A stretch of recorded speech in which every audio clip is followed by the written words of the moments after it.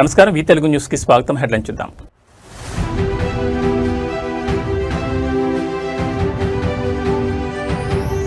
రాబోయే 5 ఏళ్లలో దేశంలోనే నెంబర్ 1 డిజిటల్ ఇండస్ట్రియల్ హబ్ గా ఏపీని మారుస్తామని నేతల ధీమా.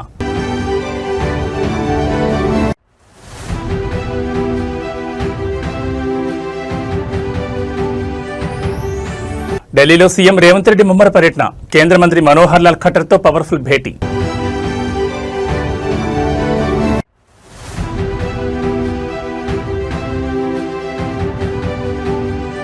ఏడాది పెరుగుతున్న ఫోక్సో కేసులు. ప్రభుత్వానికి కనీసం చలనం లేదా? కాంగ్రెస్ సర్కార్పై హరీష్ రావు పవర్ఫుల్ గర్జన.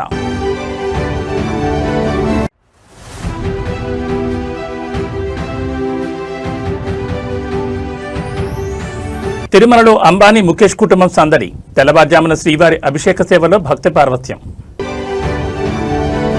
ఇక వివరాలు చూస్తే, ఆంధ్రప్రదేశ్ రాష్ట్రంలో సంక్షేమ పాలన సరికొత్త రికార్డు సృష్టిస్తోంది. ఎన్నికల వేళ ప్రజలకు ఇచ్చిన ప్రతి మాటను నిలబెట్టుకుంటూ ప్రకటించిన ప్రతి పథకాన్ని క్షేత్రస్థాయిలో అమలు చేస్తూ కూటమి ప్రభుత్వం దూసుకుపోతోంది. అటు సామాన్యుడి సంక్షేమం, ఇటు రాష్ట్ర పారిశ్రామిక అభివృద్ధిని సమపాళలో సమన్వయం చేస్తూ నవ్యాంధ్రను ప్రగతి పదంలో నడిపించడమే లక్ష్యంగా పాలన సాగుతోంది. కూటమి ప్రభుత్వం బాధ్యతలు చేపట్టిన నాటి నుంచి పారదర్శకతకు మరియు జవాబుదారీతనానికి పెద్దపీట వేసింది. వృద్ధులు, వితంతువుల పెన్షన్ల పెంపుదల నుంచి మహిళల ఉచిత బస్సు ప్రయాణం, అన్నదాతలకు పెట్టుబడి సాయం వంటి ప్రతిష్టాత్మక పథకాలను నిరంతరాయంగా అందిస్తోంది. మరోవైపు రాజధాని అమరావతి పునర్నిర్మాణ పనులను వేగవంతం చేయడంతో పాటు పోలవరం ప్రాజెక్టు పనుల పూర్తి మరియు జిల్లాల వారీగా రోడ్ల మరమ్మతులు, తాగునీటి సరఫరా వంటి మౌలిక వస్తువుల కల్పనపై ముఖ్యమంత్రి ప్రత్యేక సమీక్ష నిర్వహిస్తున్నారు. సంక్షేమ పథకాల క్యాలెండర్ను పక్కాగా అమలు చేస్తూ ప్రజాదరణ పొందుతోంది. ప్రకటించిన ప్రణాళికల ప్రకారం అర్హులైన ప్రతి ఒక్కరికి సంక్షేమ ఫలాలు అందుతుండటంతో రాష్ట్ర వ్యాప్తంగా ప్రజల నుంచి హర్షాతిరేకాలు వ్యక్తమవుతున్నాయి. ఇచ్చిన మాట ప్రకారం రాబోయే 5 ఏళ్లలో నవ్యాంధ్రను దేశంలోని నెంబర్ 1 డిజిటల్ మరియు పారిశ్రామిక హబ్గా మారుస్తామని కూటమి నేతలు ధీమా వ్యక్తం చేస్తున్నారు. విద్యార్థుల తల్లికి వందనం. ఎంతమంది పిల్లలుంటే అంతమంది పిల్లలకి 15,000 రూపాయలు అందజేస్తున్నాం. మా ఆడబిడ్డల కోసం శ్రీ శక్తి ఉచిత ప్రయాణ సౌకర్యం. మీరెక్కడికి పోవాలన్నా ఎవ్వరి దయాదార్శనాలు లేకుండా ఈ రోజు ఈ మీటింగ్ లో కూడా మెజారిటీ మా ఆడబిడ్డలే వచ్చారు. మనస్ఫూర్తిగా అభినందిస్తున్నా. దీపం గ్యాస్ రేట్లు పెరుగుతున్న యుద్ధం కారణంగా, కానీ మా ఆడబిడ్డలకు మాత్రం చెప్పిన మాట ప్రకారం 3 సిలిండర్లు ఇస్తున్నాను. అది నా కమిట్మెంట్ అని మరొక్కసారి విజ్ఞప్తి చేస్తున్నా. ఎవరైతే దివ్యాంగులు ఉన్నారో వాళ్లకు దివ్యాంగ శక్తి తీసుకొచ్చాం. అన్నదాత సుఖీభవ తీసుకొచ్చాం. ఆటో డ్రైవర్లుంటే వాళ్లకు కూడా 15,000 రూపాయల ఆర్థిక సహాయం చేస్తున్నాం. మత్స్యకారులు కుటుంబాలుంటే 20,000 రూపాయలు మత్స్యకారు సేవలో ఇచ్చాం. చేనేత కుటుంబాలుంటే 200 యూనిట్లు ఉచితంగా మరమగ్గాలకి 500 యూనిట్లు పవర్ లూమ్స్ కి ఇస్తున్నాం. ఇవన్నీ చేసి ప్రతి ఒక్క కుటుంబానికి తక్షణ సాయం అందించే విధంగా, మీకు జీవన ప్రమాణాలు పెంచే విధంగా ఈ ప్రభుత్వం వర్కౌట్ చేస్తా ఉంది. ఆంధ్రప్రదేశ్ రాజకీయాల్లో అధికార ప్రతిపక్షాల మధ్య పదునైన విమర్శలు సరికొత్త వ్యంగ్యాస్త్రాలకు దారితీస్తున్నాయి. ముఖ్యమంత్రి చంద్రబాబు నాయుడు ఉద్దేశించి వైఎస్ఆర్ కాంగ్రెస్ పార్టీ అధినేత వైఎస్ జగన్మోహన్ రెడ్డి చేసిన తాజా వ్యాఖ్యలు ఇప్పుడు మీడియాను షేక్ చేస్తున్నాయి. కూటమి ప్రభుత్వ వైఫల్యాలను, తప్పులను ఎత్తి చూపితే చంద్రబాబు నాయుడికి నరాలు తెగిపోయేంత బీపీ వచ్చేస్తుందంటూ జగన్మోహన్ రెడ్డి తీవ్రస్థాయిలో ఎద్దేవా చేశారు. కొన్ని సందర్భాల్లో ఆయనకు వచ్చే కోపాన్ని చూస్తుంటే నాకే భయమేస్తుందంటూ జగన్ చేసిన కామెంట్స్ ఏపీ పాలిటిక్స్ లో హాట్ టాపిక్ గా మారాయి. ప్రెస్ మీట్ వేదికగా కూటమి పరిపాలనపై విమర్శలు గుప్పించిన YS Jaganmohan Reddy Chandrababu body language ను టార్గెట్ చేస్తూ సెటైర్లు వేశారు. ప్రభుత్వ లోపాలను ప్రశ్నిస్తే సీఎం చంద్రబాబు విపరీతమైన కోపానికి బీపీకి లోనవుతున్నారని ఆరోపించారు. ఒకానొక దశలో ఆయనకు అంతలా బీపీ పెరిగిపోతుంటే ఎక్కడ ఏమన్నా అయిపోతుందేమోనని తనకే భయమేస్తుందంటూ జగన్ వ్యాఖ్యానించారు. అంతేకాదు గతంలో అసెంబ్లీ వేదికగా చంద్రబాబు వాడిన మావిగన్ పదాన్ని గుర్తు చేస్తూ ఎప్పుడైనా పొరపాటున చంద్రబాబు గారు నిద్రపోయేటప్పుడు ఎవరైనా తలకొట్టి మావిగన్ అంటే ఆయన పరిస్థితి ఏమైపోతుందోనంటూ తీవ్రస్థాయిలో వ్యంగ్యాస్త్రాలు సంధించారు. ముఖ్యమంత్రి చంద్రబాబు నాయుడు హెల్త్ మరియు గత వ్యాఖ్యలను బేస్ చేసుకుని వైఎస్ జగన్ చేసిన ఈ పవర్ఫుల్ పొలిటికల్ కౌంటర్ ఇప్పుడు తెలుగు రాష్ట్రాల్లో పెద్ద ఎత్తున చర్చకు దారితీశాయి. దీనిపై తెలుగుదేశం, జనసేన శ్రేణులు ఏ విధంగా రియాక్ట్ అవుతాయో చూడాలి. ఎలా లీక్ చేయాలి, ఎలా డబ్బులు చేసుకోవాలి, దిస్ ఇస్ హిస్టరీ. ఇవన్నీ కూడా ఏదైతే నేను అడిగానో, చూపించానో, ఇలాంటివన్నీ కూడా ఎత్తి చూపితే చంద్రబాబు నాయుడు గారికి మాత్రం నరాలు తెగిపోయేంత బీపీ, బ్లడ్ ప్రెషర్ ఎంత ఎక్కువ వస్తుందనంటే ఒక్కోసారి నాకే భయం వేస్తుంది, నేను పోతాడేమో అని చెప్పి. ఎప్పుడైనా పొరపాటున నిద్రపోయేటప్పుడు ఎవడన్నా అట్ట తలుపు అట్ట కొట్టి మావిగన్ అని చెప్పి ఓడని అన్నాడు అనుకో, టకా అని చెప్పి మనిషి ఏమవుతాడో ఏమో అని చెప్పి ఒక్కోసారి భయం వేస్తుంది. నరాలు తెగిపోయేంత బీపీ. అందుకే ప్రశ్నించిన ఏ ఒక్కరిని కేసులు, అరెస్టులు, ఎవరైనా మీరు ప్రశ్నించండి, ఎక్కడైనా కానీ ప్రశ్నిస్తే చాలు కేసులు, అరెస్టులు, భయపెట్టడం. తెలంగాణ ప్రగతి చక్రం మరింత వేగంగా పరుగులు పెట్టడమే లక్ష్యంగా ముఖ్యమంత్రి రేవంత్ రెడ్డి ఢిల్లీ వేదికగా ముమ్మర ప్రయత్నాలు చేస్తున్నారు. తన పర్యటనలో భాగంగా ఇవాళ ఆయన కేంద్ర విద్యుత్, గృహ నిర్మాణ, పట్టణ వ్యవహారాల శాఖ మంత్రి మనోహర్ లాల్ ఖట్టర్తో ప్రత్యేకంగా సమావేశమయ్యారు. తెలంగాణలోని మున్సిపాలిటీల రూపురేఖలను మార్చడంతో పాటు రాష్ట్రంలో ప్రతిష్టాత్మకంగా చేపట్టబోయే గృహ నిర్మాణ పథకాలు, విద్యుత్ రంగ సంస్కరణలకు కేంద్రం నుంచి పూర్తిస్థాయి మద్దతు, నిధులు కేటాయించాలని సీఎం విజ్ఞప్తి చేశారు. హైదరాబాద్తో పాటు తెలంగాణలోని ప్రధాన నగరాలు, పురపాలక సంఘాల అభివృద్ధికి సంబంధించిన పలు ప్రతిపాదనలను కేంద్ర మంత్రి ఖట్టర్ ముందు ముఖ్యమంత్రి ఉంచారు. ముఖ్యంగా పేదలకు నిర్మించే ఇళ్ల పథకాలకు కేంద్ర నిధుల వాటాను సకాలంలో విడుదల చేయాలని కోరారు. అలాగే రాష్ట్రంలో విద్యుత్ రంగానికి ఎదురవుతున్న సాంకేతిక, ఆర్థిక ఇబ్బందులను కేంద్ర మంత్రికి వివరించి డిస్కంల బలోపేతానికి కేంద్ర సహాయం అవసరమని స్పష్టం చేశారు. తెలంగాణ ప్రభుత్వం ప్రవేశపెడుతున్న ప్రజాకర్షక ప్రాజెక్టులకు, రాజకీయాలకు అతీతంగా సహకరించాలని రేవంత్ రెడ్డి కోరగా కేంద్ర మంత్రి సానుకూలంగా స్పందించినట్టు తెలుస్తోంది. కేంద్రం నుంచి రావాల్సిన వాటాలు, మంజూరు కావాల్సిన కొత్త ప్రాజెక్టుల సాధన ఎజెండాగా సాగుతున్న సీఎం రేవంత్ రెడ్డి ఢిల్లీ పర్యటన రాబోయే రోజుల్లో రాష్ట్రానికి పెద్ద ఎత్తున నిధులు తీసుకురావడానికి దోహదపడుతుందని కాంగ్రెస్ వర్గాలు ధీమా వ్యక్తం చేస్తున్నాయి. తెలంగాణలో శాంతి భద్రతల పరిరక్షణ మరియు మహిళల రక్షణ విషయంలో ప్రస్తుత కాంగ్రెస్ ప్రభుత్వం ఘోరంగా విఫలమైందంటూ మాజీ మంత్రి బీఆర్ఎస్ నేత హరీష్ రావు తీవ్రస్థాయిలో విరుచుకుపడ్డారు. రాష్ట్రంలో లా అండ్ ఆర్డర్ పూర్తిగా కుప్పకూలిపోయిందని, దొంగతనాలు, మర్డర్లు, ఫోక్సో కేసులు రోజురోజుకు పెరిగిపోతున్న ప్రభుత్వానికి కనీస చలనం లేదని ఆయన మండిపడ్డారు. కాంగ్రెస్ హయాంలో చిన్నపిల్లలపై లైంగిక దాడులు ఎక్కువవుతున్నాయంటూ అధికారిక గణాంకాలను బయటపెట్టిన హరీష్ రావు మహిళా రక్షణ విభాగాలపై ప్రభుత్వం ఫోకస్ లోపించిందని దుయ్యబట్టారు. ప్రెస్ మీట్ వేదికగా కాంగ్రెస్ పాలనపై హరీష్ రావు గణాంకాలతో సహా బాణాలు సంధించారు. 2024 సంవత్సరంలో 2200 మంది చిన్నపిల్లలపై అఘాయిత్యాలు జరిగితే 2025 నాటికి ఆ సంఖ్య ఏకంగా 2400కు పెరిగిపోయిందని ఆయన ఆందోళన వ్యక్తం చేశారు.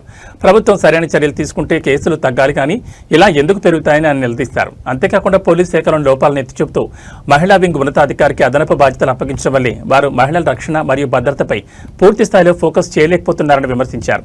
హోంశాఖను కలిగి ఉన్న సీఎం రేవంత్ రెడ్డి తక్షణమే దీనిపై సమీక్ష జరపాలని డిమాండ్ చేశారు. రాష్ట్రంలో నేరాల నియంత్రణలో ప్రభుత్వం ఉదాసీనంగా వ్యవహరిస్తోందన్న హరీష్ రావు వ్యాఖ్యలు ఇటు పోలీస్ వర్గాలు, అటు రాజకీయ క్షేత్రంలో తీవ్ర చర్చకు దారితీశాయి. విపక్షాల ఆరోపణలపై కాంగ్రెస్ నేతలు ఏ విధంగా కౌంటర్ ఇస్తారో వేచి చూడాలి. ప్రతిరోజు ఈ రాష్ట్రంలో 5-6 చోట్ల చిన్న పిల్లల మీద లైంగిక దాడులు జరుగుతా ఉన్నాయి. ప్రభుత్వం ఏం చేస్తా ఉంది అని నేను అడుగుతా ఉన్నా. ఈరోజు ముఖ్యంగా ఈ రాష్ట్రంలో కాంగ్రెస్ ప్రభుత్వం వచ్చిన తర్వాత ఈ చిన్నపిల్లల మీద లైంగిక దాడులు విపరీతంగా పెరిగిపోయినాయి. 2024 సంవత్సరంలో 2200 మంది చిన్నపిల్లల మీద పోక్సో కేసులు నమోదైనాయి, లైంగిక దాడులు జరిగినాయి. 2025 సంవత్సరంలో ప్రభుత్వం కనీసం చర్యలు తీసుకుంటే తగ్గలే.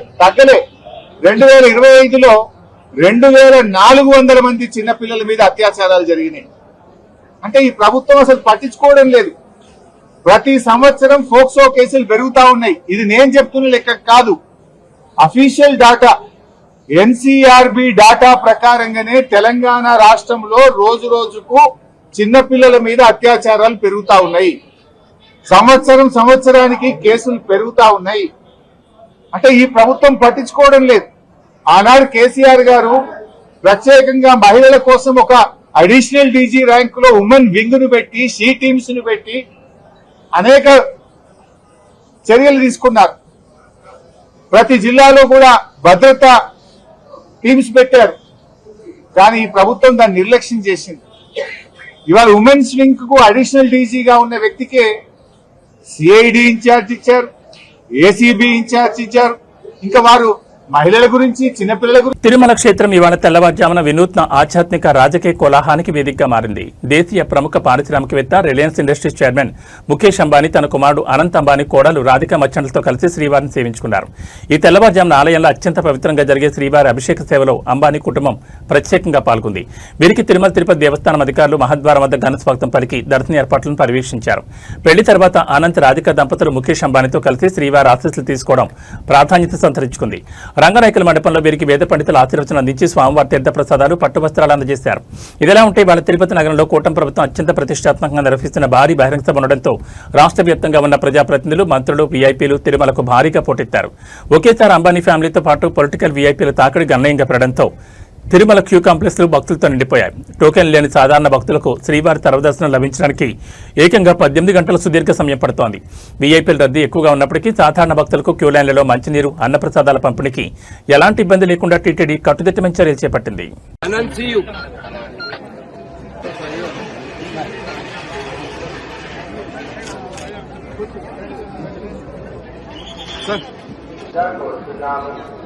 రామారావు గారు శ్రీరంగరాజపురం ప్రచార కేంద్రంలో బైరాజు సార్ గోశాల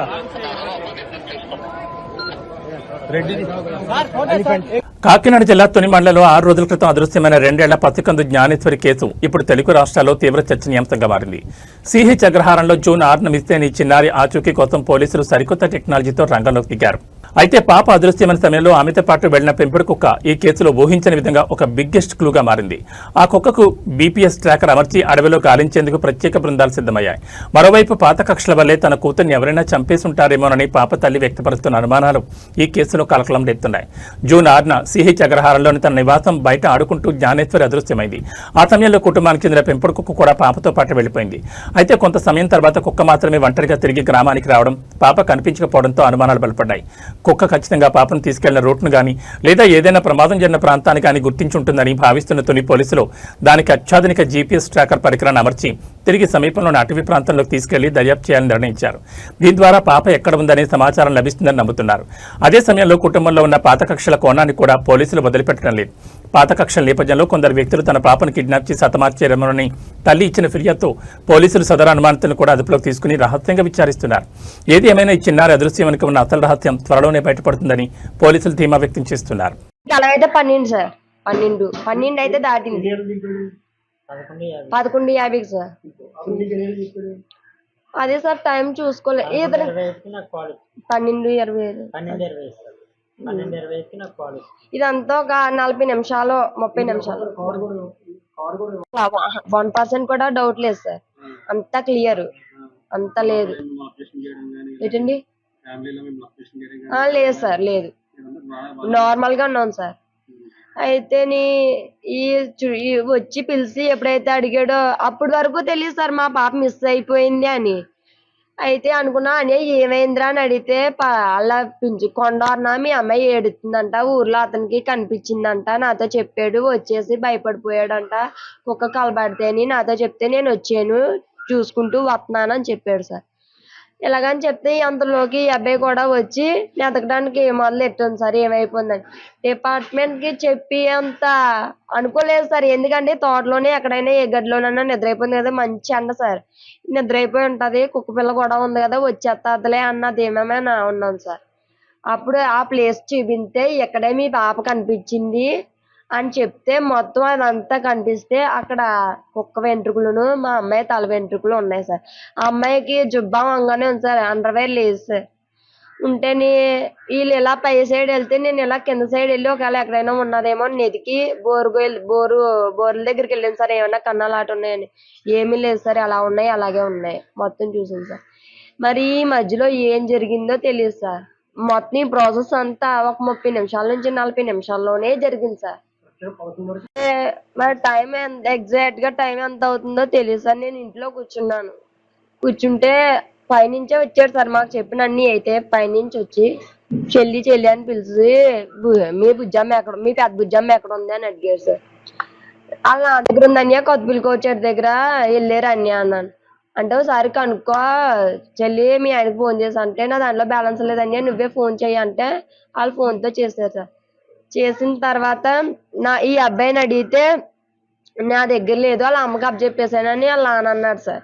వాళ్ళ నాన్న అంటే మేమిద్దరం అంటే వాళ్ళ అమ్మ దగ్గర ఉందా, నేను నా దగ్గర ఉందని అలా ఈ అబ్బాయి అనుకున్నాం సార్.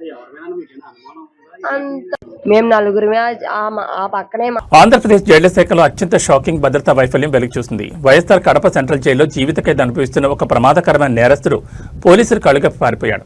నంద్యాల కానిస్టేబుల్ హత్య కేసులో ప్రధాన నిందితుడిగా అలాగే ఫోక్సో కేసులో 20 ఏళ్ల కఠిన జైలు శిక్ష పడిన ఖైదీ రాజ్ కుమార్ ఎస్కాట్ సిబ్బంది అప్రమత్తంగా లేని సమయం చూసి గూడూరు రైల్వే స్టేషన్లో హఠాత్తుగా తప్పించుకుని పరారయ్యారు.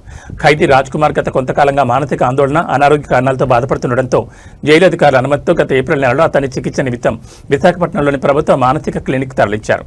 అక్కడ చికిత్స ముగిసిన అనంతరం ఎస్కాట్ పోలీసులు అతన్ని తిరిగి జైలు మార్గంలో కడప సెంట్రల్ జైలుకు తీసుకొస్తున్నారు. అయితే ప్రయాణంలో భాగంగా నెల్లూరు జిల్లా గూడూరు రైల్వే స్టేషన్కు చేరుకోగానే పోలీసులు కాస్త అప్రమత్తత కోల్పోయిన తరుణాన్ని ఆసరాగా చేసుకుని ఖైదీ రాజ్ కుమార్ క్షణాల వ్యవధిలో రైలు దిగి చీకట్లోకి పారిపోయాడు. నిందితుడు నేర చరిత్ర చూస్తే సమాజానికి అత్యంత ప్రమాదకరమైన వ్యక్తి కావడంతో రైల్వే ప్రొటెక్షన్ ఫోర్స్ మరియు లోకల్ పోలీసులు గూడూరు జంక్షన్ పరిసరాలను జల్లెడపడుతున్నారు.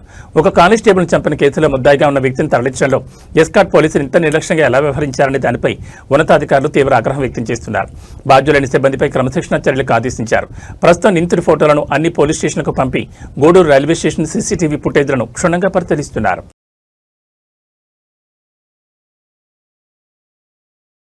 కరీంనగర్ జిల్లా చొప్పదండిలో ప్రజల ఆరోగ్యంతో లాటరీ ఆడుతున్న ఒక అక్రమ ఫార్మసీపై తెలంగాణ డ్రగ్ కంట్రోల్ అడ్మినిస్ట్రేషన్ అధికారులు మెరుపుదాడులు నిర్వహించారు. ఎలాంటి అధికారిక లైసెన్స్ లేకుండా నిబంధనలకు విరుద్ధంగా నడుపుతున్న ఒక మెడికల్ షాప్ను అధికారులు ఇవాళ సీజ్ చేశారు.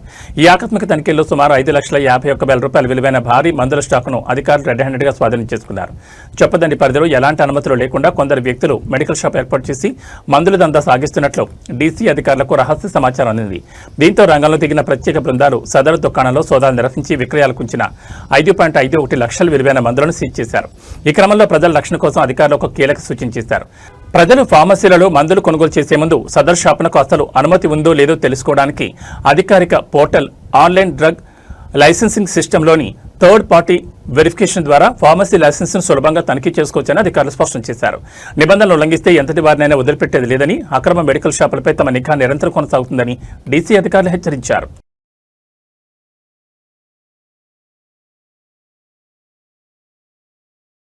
హైదరాబాద్ ఉప్పల్ జంక్షన్లోని ప్రతిష్టాత్మక స్కైవాక్ వద్ద గురువారం రాత్రి ఒక షాకింగ్ ఘటన వెలుగు చూసింది.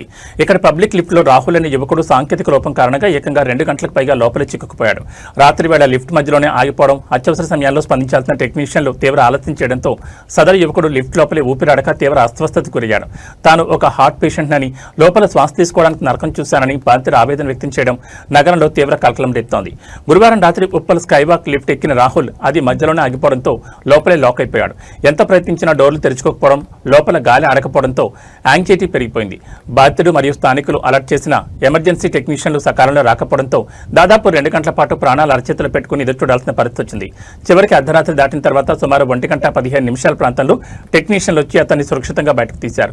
తాను గుండె జబ్బుతో బాధపడుతున్నానని, అధికారుల నుంచి సరైన స్పందన లేకపోవడం వల్లే ప్రాణాల మీదకు వచ్చిందని బాధితుడికి కన్నీరు పెట్టుకున్నాడు. లక్షలాది రూపాయలు వెచ్చించి నిర్మించిన స్కైవాక్ లిఫ్ట్ల నిర్వహణ ఇంత దారుణంగా ఉండడంపై ఉప్పల్ స్థానికులు తీవ్ర ఆగ్రహం వ్యక్తం చేస్తున్నారు. భవిష్యత్తులో ఇలాంటి ప్రాణాంతక ఘటనలు పునరావృతం కాకుండా జీహెచ్ఎంసీ, హెచ్ఎండీ అధికారులు తక్షణమే చర్యలు తీసుకోవాలని డిమాండ్ చేస్తున్నారు.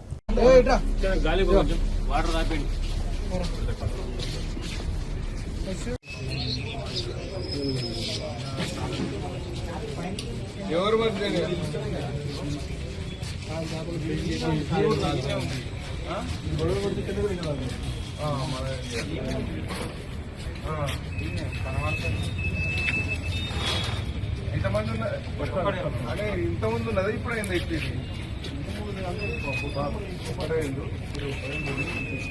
ఉన్నది కానీ ఇప్పుడు ఇది ఇంతకుముందు అయిందా?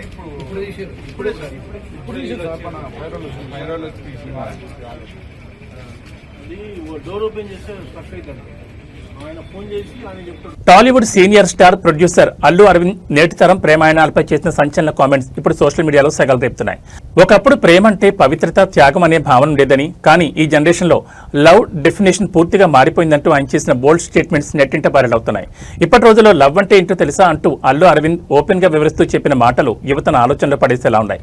ఒక సినిమా ప్రమోషన్ ఈవెంట్ లో నేటి ట్రెండ్ పై మాట్లాడిన అల్లు అరవింద్ ఇప్పటి లవ్ స్టోరీ లైఫ్ సైకిల్ ను చాలా ప్రాక్టికల్ గా ఎండగట్టారు. ఇప్పుడు లవ్ అంటే మొదట జనం లేని ఏదైనా సినిమాకు వెళ్ళడం, అక్కడ థియేటర్లో కార్నర్ సీట్స్ లో కూర్చొని సినిమా చూడడం, ఆ తర్వాత 2 షాపింగ్ మాల్స్ తిరిగి షాపింగ్లు చేయడం, చివరికి ఆ లవ్ కాస్త ఓయోలో ఎండ్ అవుతుందంటూ ఆయన సూటిగా వ్యాఖ్యానించారు. ఈ జనరేషన్ రిలేషన్షిప్స్ ఎలా ఉంటున్నాయో ఏమాత్రం మొహమాటం లేకుండా ఆయన బయటపెట్టిన తీరు చూసి ఆ కొండ వారంతా ఒక్కసారిగా వాక్కయ్యారు. అల్లు అరవింద్ సమాజంలో ఉన్న వాస్తవ పరిస్థితుల్ని ప్రాక్టికల్ గా కాస్త బోర్డుగా చెప్పారని చాలా మంది నెటిజన్లు సపోర్ట్ చేస్తుంటే లవ్ను అంత నెగిటివ్ గా చూపించాల్సిన అవసరం లేదంటూ కొందరు భిన్నాభిప్రాయాలు వ్యక్తం చేస్తున్నారు. ఏది ఏమైనా మెగా ప్రొడ్యూసర్ నోటి నుంచి వచ్చిన ఈ ఓయో కామెంట్స్ మాత్రం ప్రస్తుతానికి ఫిల్మ్ సర్కిల్స్ లో మోత మోగిస్తున్నాయి. ఈరోజు మీ లవ్ స్టోరీ విందాం.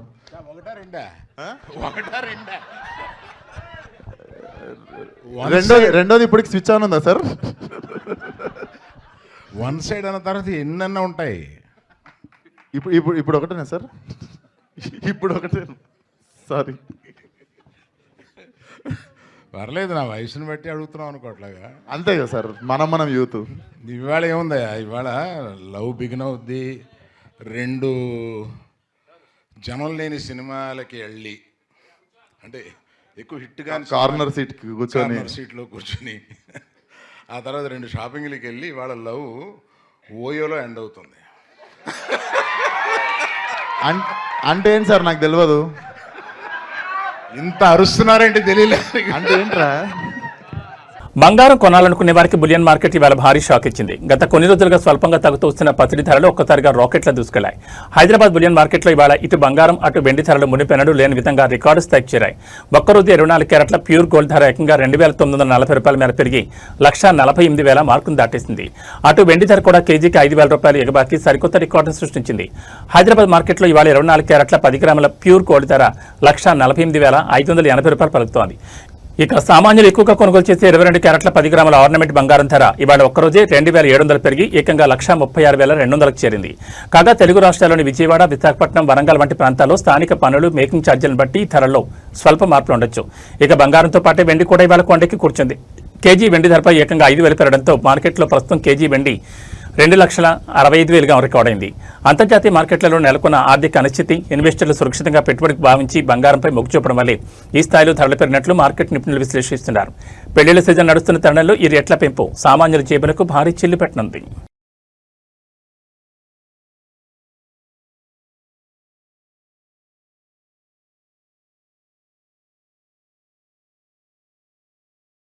ఇక వాతావరణ విషయానికి వస్తే తెలుగు రాష్ట్రాల ప్రజలకు వాతావరణ శాఖ అత్యంత కీలకమైన హెచ్చరిక జారీ చేసింది. తెలంగాణలోని పలు జిల్లాల్లో రాబోయే 2 గంటల్లోనే ఉరుములు, మెరుపులతో కూడిన భారీ వర్షం విరుచుకుపడే అవకాశం ఉందని వాతావరణ నిపుణులు హెచ్చరించారు.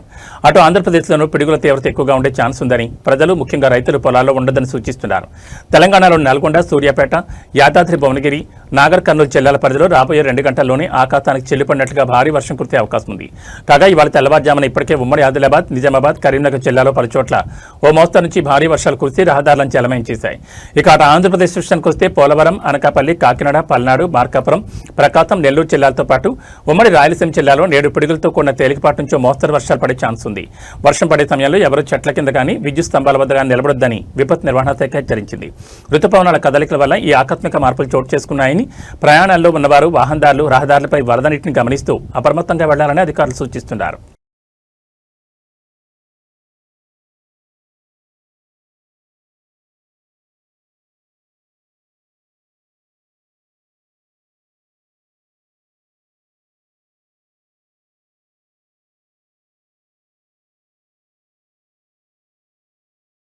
ఏబీ బులెటిన్ విశేషాలు. నమస్కారం.